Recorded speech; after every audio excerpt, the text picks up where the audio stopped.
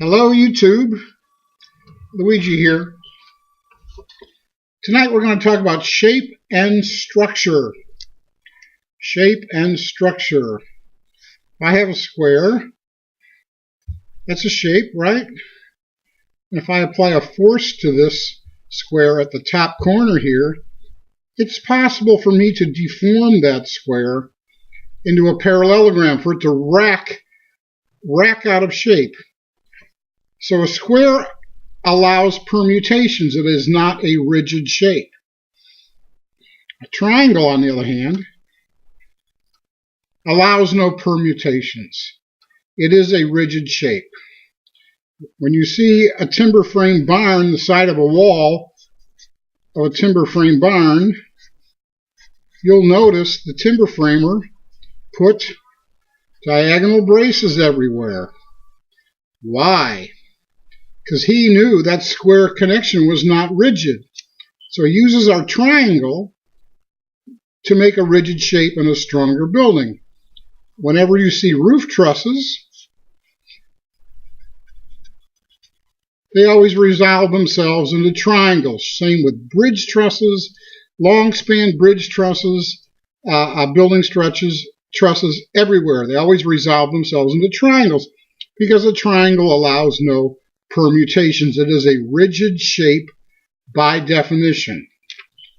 Okay, these are some man-made shapes and their relation to structure. Let's talk about the cosmos for a minute.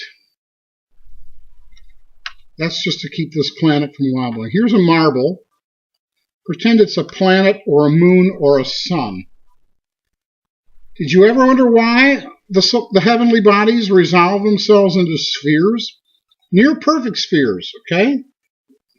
You know, did you ever look at, what is that moon of Jupiter that's basically an ice cube, a cue ball? Is it Phobos? It looks like a white cue ball. Why do planets and suns and moons resolve themselves into spheres? Nature hates waste. The sphere gives us the greatest amount of interior volume with the least amount of surface area. It is incredibly efficient. They don't stack well. They roll around. They're not good for shapes of things on Earth. But in terms of orbiting bodies, man, they are the most efficient shape around. The greatest amount of interior volume with the least amount of surface area. Now, back in the 70s, Buckminster Fuller started making geodesic domes. And these were touted as the world's lightest, cheapest, strongest structures. For the same reason, they were so efficient because they gave you the greatest amount of interior volume with the least amount of surface area. When you minimize a building's surface area, you minimize its heat loss and its solar gain, and therefore you save on energy. The dome held out the promise of being architecture's solution to everything that's wrong with the world, especially the energy crisis.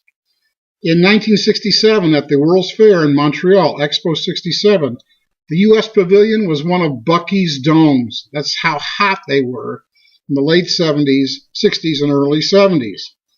But they quickly fizzled out because the skill it takes to create a dome, all the angles of all the compound connections, was just way beyond what an average carpenter had in his bag of tricks. Also, because we live in a 4x8 sheet of plywood world, they were incredibly wasteful in terms of material, cutting out all these triangles and throwing the rest away. So domes, theoretically, they're still what they claim to be, but practically they never sort of came into existence. Now, related to the sphere is the circle. What does the circle give us? That's kind of related to what the square gives us in terms of volume. The circle gives us the greatest amount of interior area with the least amount of perimeter. The greatest amount of interior area with the least amount of perimeter. So if you were to nest circles together, here's where they don't live up to their promise. You have these wasted areas of space called interstices.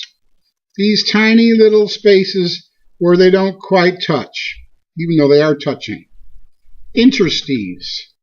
Interstices means space between. So even though we have a very efficient shape with the greatest amount of interior area and the least amount of perimeter, they still don't nest together very well. And remember, nature hates waste. Nature would never put up with this sort of waste, these interstices. So, along comes the honeybee. And the honeybee hates waste.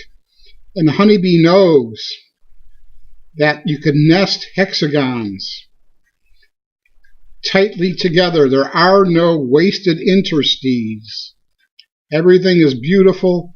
Everything is efficient. You see how wonderful nature is in terms of nature's geometry? The honeycomb. Nested hexagons are more efficient than nested circles. Now, there are other shapes that you can nest without any wasted space, like the octagon and the square. You see? But honeybees can't keep track of two shapes.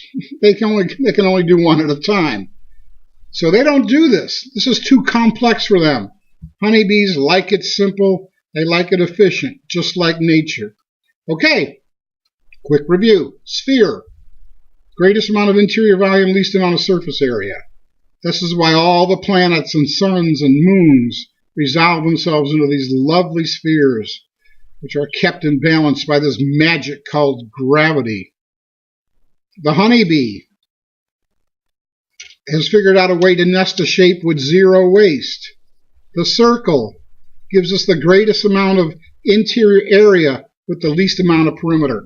That's it, guys. I'm going to keep them short. Stay thirsty for knowledge. Stay curious. I love you. God bless you all.